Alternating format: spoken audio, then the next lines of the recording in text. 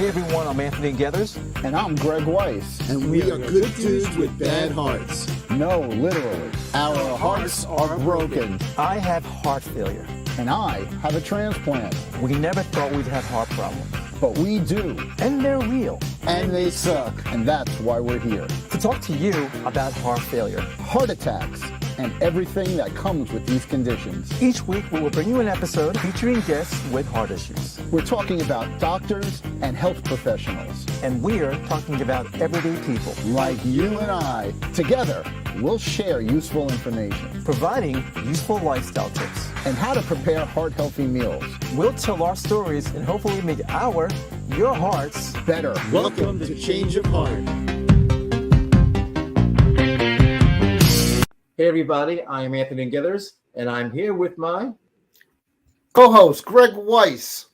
That's right. And today we have a very special guest today. We have the mother of my co-host, Elaine Silvers Weiss, and she's here to talk about her heart valve replacement. So let's go into that. Let's just jump right in. So where did it all start?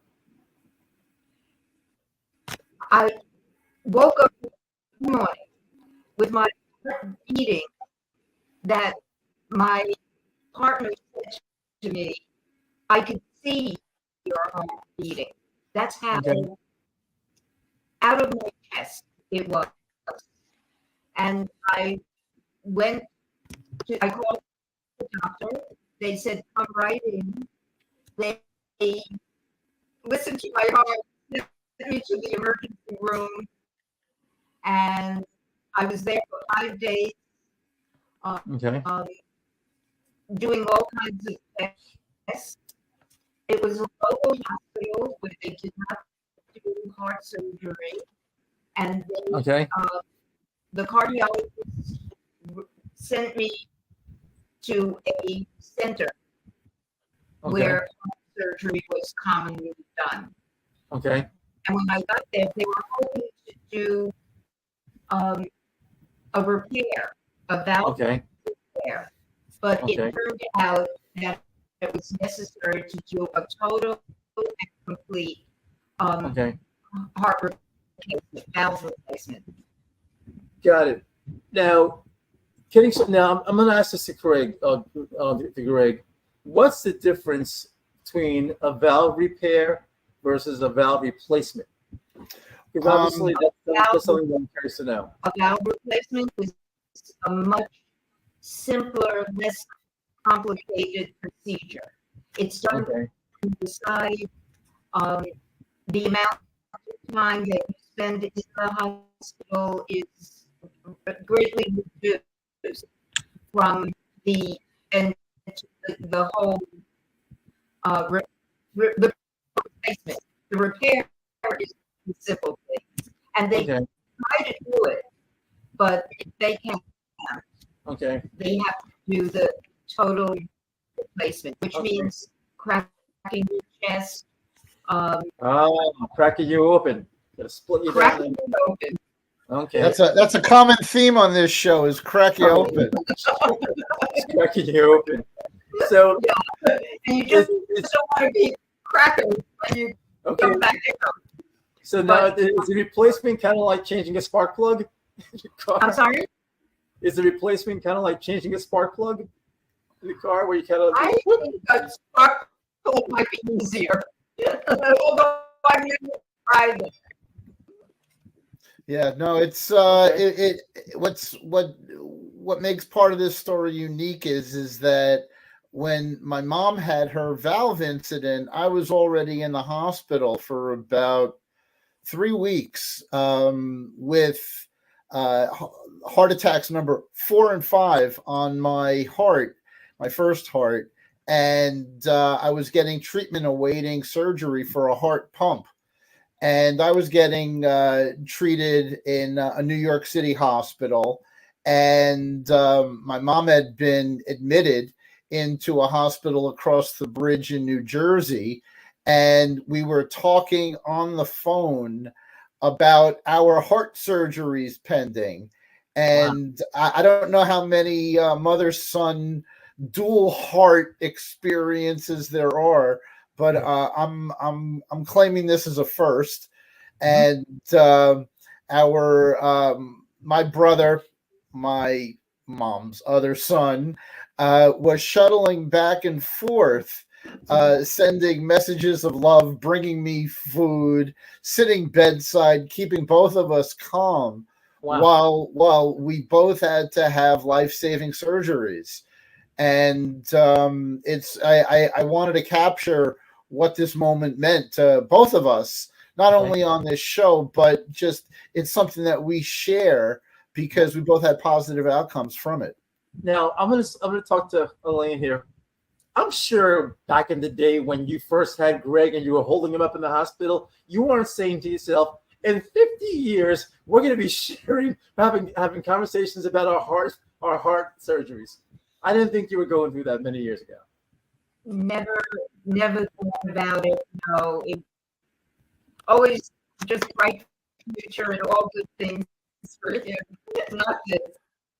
Okay. But sometimes out of something so negative, something very positive happens. That's and true. if this is a help to people, it will be worth everything. Okay. Actually, you're absolutely correct. And that's kind of our goal with this show, is to put the word out there so that people get the message. One thing that we're trying to promote really is as a heart awareness, basically going out there and getting your EF numbers checked, not just doing your annual, your blood work or anything of that nature, or your physical, but to literally check your numbers. My situation was pretty unique in that sense as well. So now I tell people, check your EF numbers. Don't just go for a physical and then look at that. Well, if I can jump in, one of the things I just wanted to ask as we go forward is, how were you feeling a week before? How were you feeling a month before? Because now that you have the chance to reflect upon it, it's one of the purposes of this show is it's not that you don't know, maybe you do know, and maybe you feel yourself running down. So if there's anything you want to expand upon that, we'd love to hear something like that. Absolutely. I would say 2 years before, I had warning signs that I did not listen to. We were in Lake Tahoe, where the altitude is very high. Wow. And my partner, who had heart issues, walked out. He was fine. And I walked out into the fresh air. I couldn't walk for 2 minutes. Wow. So that was like something like a bell should have gone off. I came home. I didn't think anything about it. Okay. A few months later, I had an incident. I was walking up the hill, and in the middle of walking, which I always walked, I went to the gym, I exercised. I was so short of breath. Wow. But that was the one incident. Okay. So until that morning in November of 2019, that I just knew that I couldn't go on. I had to go to the doctor. But thinking back, there were these warning signs that I did not pay attention to. Okay. Well, the other question I'm going to have is, in that particular case, if I had to ask, how many doctors do you actually know? I know so many doctors in the hospital. I know it's a loaded question. Not only do I know them, but they're like, some of them are like family, friends. Right. And yet this comes on, and it doesn't matter that 50, 60 doctors. Now is this occurrence, and to have that ability to get help and treatment is truly a blessing. That you actually did it on your own, the same way Anthony did. Oh yeah, I had no choice in the matter. Take care of it. But neither did she. So. But the thing is, I think part of the purpose of what you're doing here is for people to listen to every signal that comes up. I remember, Greg, one of the doctors, when you were being treated during the heart transplant, said to you, the worst thing you could do is think that it's your father when you reach out and ask a question or call in because you want to be seen. Just take that out of the mix. It's the most important thing you could do, and you make his job easy by sometimes being the best. Yeah, But no, really aware. you're correct. Yep. I remember being there when he said it, and you know, even then trying to make an excuse for why I wasn't there. So, So what excuse did you make when you well, the doctor. This was while I was in my first year of transplant, and you have to go for biopsies. You have 18 in 1 year, and I was at a point where it was once every 4 weeks. And it was in between that time that I wasn't feeling well. And I ended up going back for my biopsy when they told me I was having a rejection of my new heart. Okay. And ended up back in, and the doctor was sitting there. And it was actually at a time when my mom was visiting me. And he said to me, he said, you should have been here 2 weeks ago. And I'm like, but I wasn't really scheduled for 2 weeks ago. He goes, yeah. He goes, but that's when your problem started. And I'm like, I'm here now. And he's like, yeah, wonderful. You're here now, you know, and you know, we got to treat you. Well, I'm not going to quote exactly what he said. I'll save that for another episode. But a month ago. Yeah, basically the summary of it was, he goes, I don't like you. And I'm going, what do you mean you don't like me? He goes, you made me work an extra hour today to help fix your problem. Wow. And I'm going, oh God, help me. Wow. So Elaine, let me ask you this: how long was your recovery after the surgery? They did the surgery like December 19th. I was in the hospital for about 8 days. Okay. It wasn't a big complication, but there are so many things that they monitor, and it was like oxygen level that I didn't get home for Christmas holiday. Oh, wow. But I think I got home like on the 26th or 27th of December. Okay. The doctor wanted me to see him at his office for a follow-up, and Okay. it was December 31st. And Wow. when I Okay. went, I said, oh my God, everything's great. I Okay. said, well, friends invited us out for dinner tonight to celebrate 2 years. Okay. Do you think I could go? And he said, are you kidding? Go. My friends still talk about this, that I was like the poster girl for heart surgery. Oh, wow. Because Okay. there I was 2 years celebrating, drinking, and just grateful and happy to be alive. And also to have Greg well in the hospital where he was. So it was very blessed year. It one of the most trying times being a hospital patient is when you're in during a holiday. And I can definitely tell you I've been in a hospital for Thanksgiving, for Christmas, for New Year's. I'll include Hanukkah, and it's one of the times that you're just truly left alone in a hospital bed. Weekends are bad enough, but to know that the rest of the world around you is celebrating, you know, a holiday. It definitely can try your patience and your resolve to not only get better but get out, and that's part of what this change of heart is that you're so thankful that you hit a brick wall and that somebody peeled you off it, fixed you, and now you can get over and around that wall under your own strength. You know, I mean, I went through my recovery, and one of the things I'm going to ask my mom is, what changed about your lifestyle? What changed about your eating? What changed about, you know, your exercise that brought you back to feeling more normal?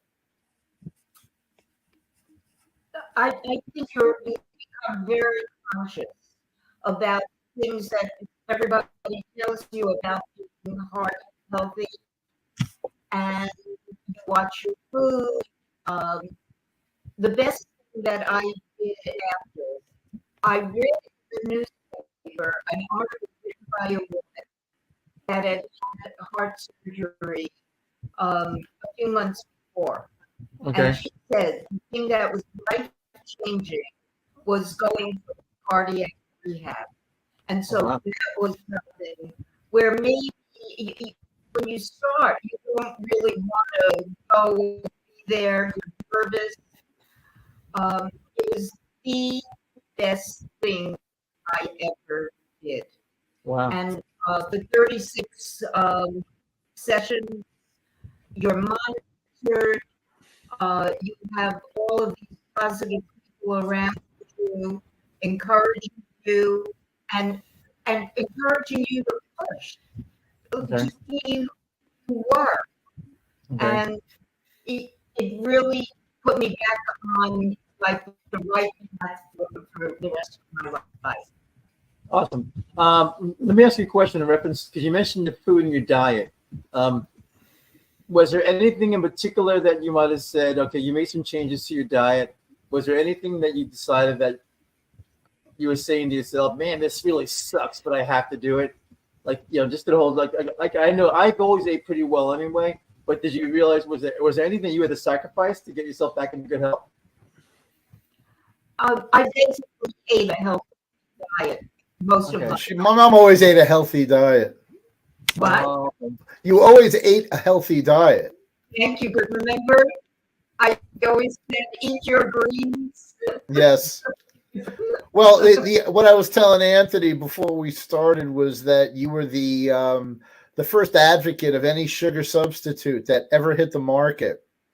That there was always some new modern sweetener that had always been invented that ended up on our kitchen table.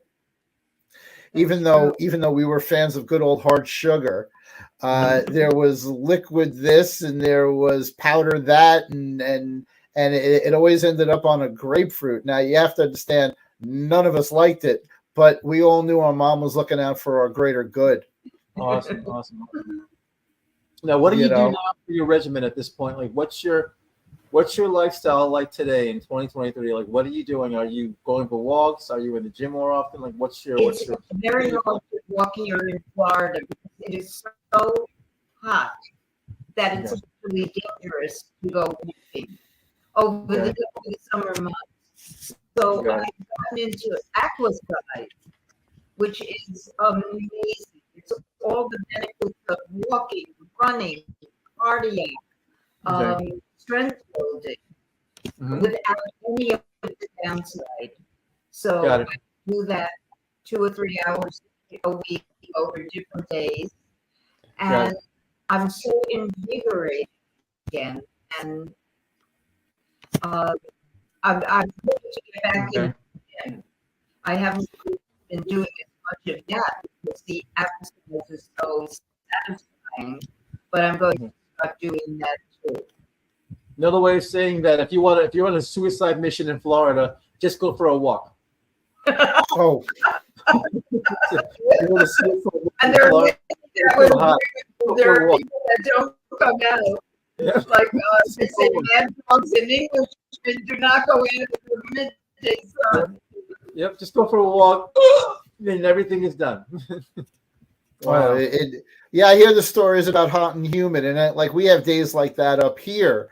And one of the things about being a recovering heart patient is you really got to be aware of your environment, of your surroundings, because the humidity will cut your breath off just from the water content in the air can make you Right. breathe heavy. And drinking water, drinking liquid, really important.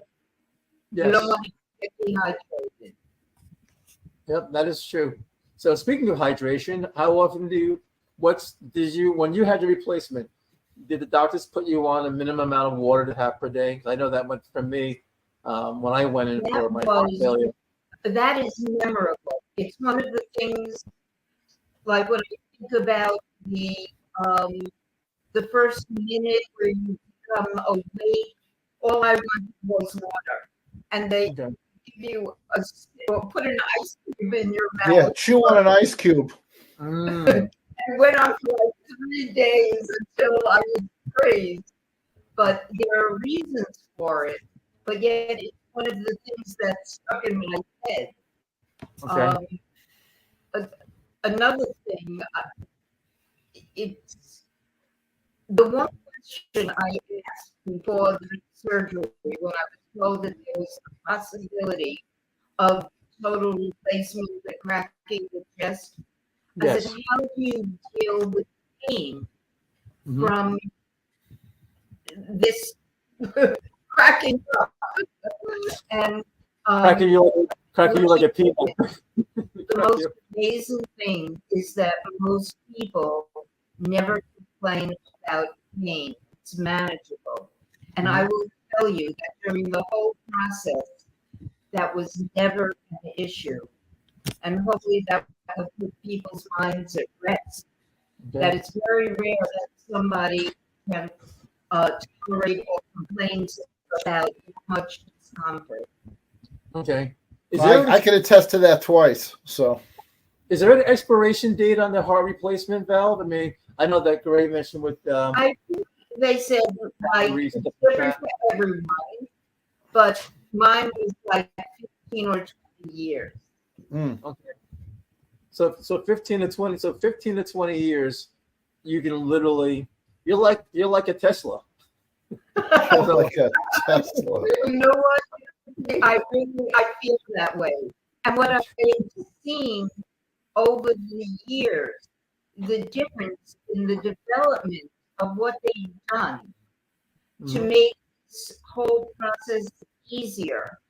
I'm sure in 15 or 20 years, there'll be something that will make it easier to even have a replacement, or that they'll have little tweaks that they could do. And that would a neighbor is walking by a give the things that they can do, that it would not be the same amount of extreme measures. Got it. To do a replacement. Let me ask you this: when you go out to a restaurant, do you pay attention to what's on the menu as far as sodium content or anything of that nature? I would say that there are times that I don't pay attention. If we go to a steakhouse, I will enjoy the steak. Okay. But in general, where we used to do a lot of meat, or we'll substitute fish, salad, chicken, there's definite change. Okay. So you don't pay attention to the idea of steak. I mean, you order what you want for the most part.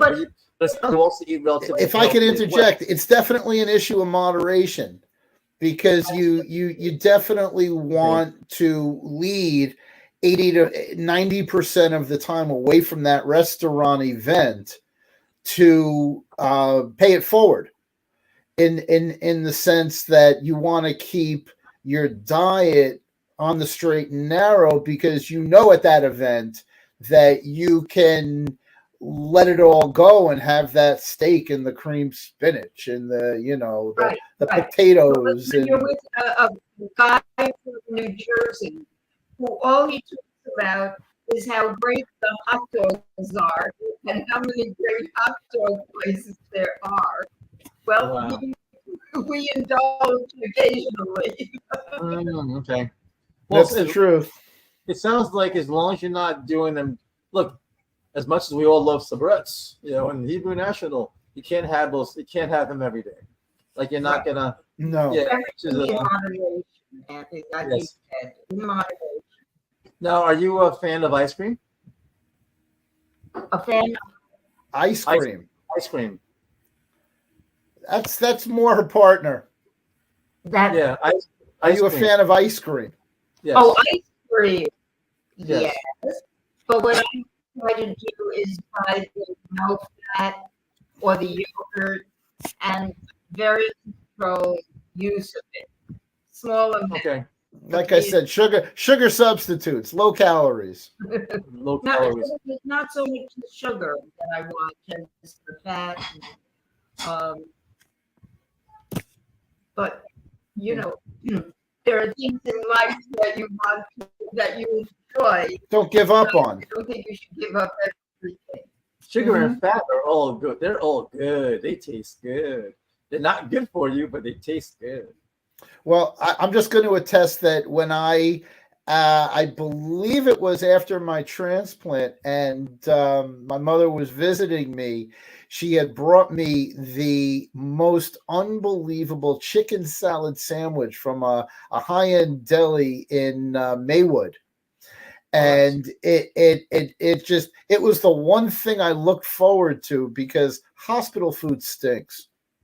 Hospital food. And it's just they always say the worse the food, the better the hospital.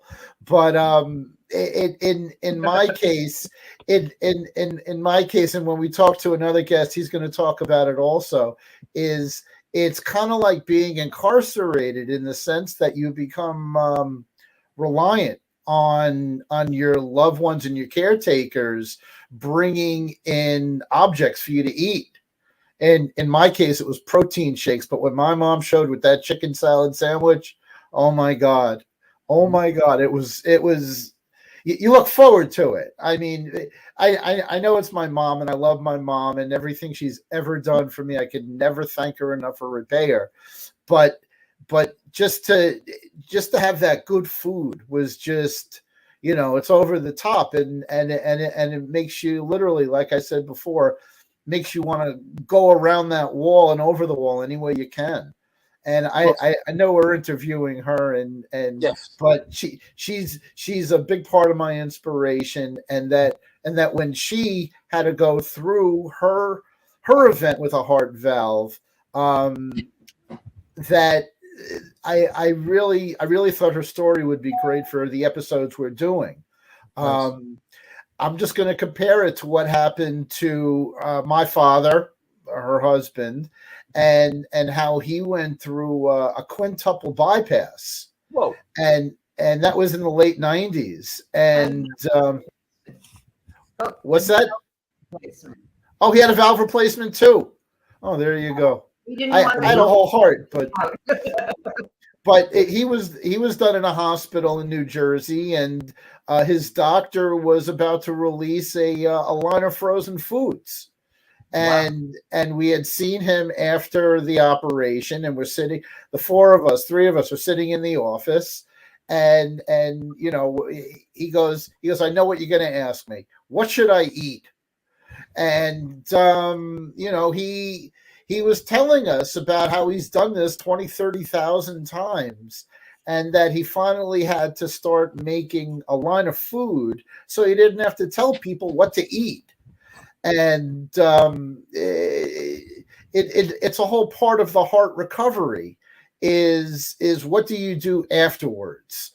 It's something that you found out you're sick. It's something that you found out you're going to getting treated, but to pick up and like our logo shows with the elevation and the decline, it has to be a downhill slope that you recover and not work uphill again. It's very important that you stick to what your new lifestyle is. Yes. And I'm glad my mom stuck to it. I know she's in my case a role model for all things. So that's cool. you're such a good son. Well, I have a good mom. Anthony is. I have a good mom. And then and to hear her story while I was in the hospital waiting for my own heart surgery was just it's a lot to take. Yeah. You know, it's a lot to absorb. Not the easiest thing. Hey, let me You know, ask you and- this. I'm sorry to interrupt you just a Go second. for it. As a mother, because here you are in the hospital as well, and you're in the process of getting your heart repaired, not repaired, but the valve replaced. How did you feel emotionally knowing that your son was going through a similar situation, if not worse? I was more worried about him than myself. Okay. Got it. And I felt the same way. I was more worried about her than me. Okay. That was my first question when I came out of the anesthesia. Okay. So you were And so I you were had good news. I had good news. so you both were more worried about each other. in that Uh-huh. sense. It, Wow. it's a very strange mindset because I got wires coming and going out of me. I'm sure she did too. And the last thing we were ever going to consider was a video call. So, you know, it was more like telling my brother to take the message to my mother at that point. Even though we were talking on the phone for a little while, you're so out of it and in another state of mind that you don't really focus on yourself, which, you know, in some ways is a positive, but in other ways, what are you going to do?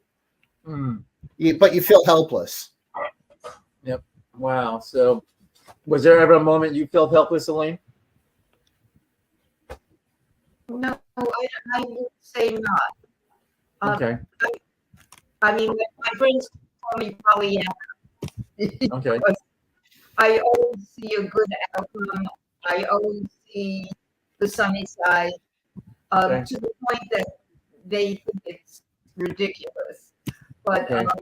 I think that's the way I handle this, because Okay. it's also an example to your children of how to handle adversity in life. When it happens, you go, you do, you get it done, and you go on. Okay. So you would agree absolutely that a positive attitude is something that really takes you to the next level and saving you with dealing with heart disease. I would say it has so much to do with your recovery that when you have a positive attitude, everything turns around and gets better. Okay. Awesome. Faith Greg, is do key. Greg, do you want to add on to that? Well, without getting a tear in my eye, faith was the one thing that kept me going, knowing that my family and my friends had my best outcomes on their minds. And from when I was working, one of my closest friends that I worked with, when I told him I was sick, he began calling my name and praying for me in his prayer group. And these are ex-military combat people, and just repeating what he told me to say and staying focused, and they're praying for me and my family and my doctors by name. It was one of the things that really brought me through a very dark place when you look at the procedures I had to go through, and eventually getting cracked open twice. Faith is it. I'm not going to mention the fact that my blood is B positive. There So you go. I really didn't. There you go. There you go again. This network cracked open. Yeah, There you go. cracked open. Yeah, you have no choice. It's where you go, and at the end of the day, you know, they got to close you up, and you got to heal, and you got to move on. But if you don't have a positive outcome, and you don't have faith, you're not going to have a positive outcome. That's true. That's absolutely. It's very easy to turn on yourself thinking you're not going to be able to recover. Wow. So and that actually does have a lot to do with it. Like, look, my situation was similar. Thank God to have faith. If you didn't have faith in a positive attitude. Look, I'm not trying to step on everyone's toes, but faith in a positive attitude does make life, or at least make the transition much easier to deal with in that sense. And again, it's not a matter of so I'm sorry, Greg. Go ahead. We want to jump. no. What I was going to say was it's a big club, and you're all part of it. So yeah, it's true. Well, We're not in the George Carlin. We're not. For us, it's actually the opposite of the George. it is the opposite. That's what I'm saying. Is that heart disease is slowly becoming a more aware subject, since it's literally the number one killer of people in the United States, and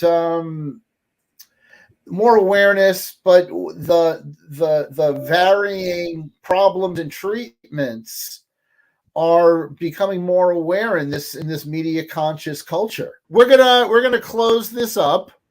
Mm-hmm. Want to thank you again for taking the time, Silvers Weiss, telling your story, giving us really good insight. What would you say to anyone out there who feels a slight bit off? Like, what would you recommend to anyone who thinks he might have something going wrong with their heart?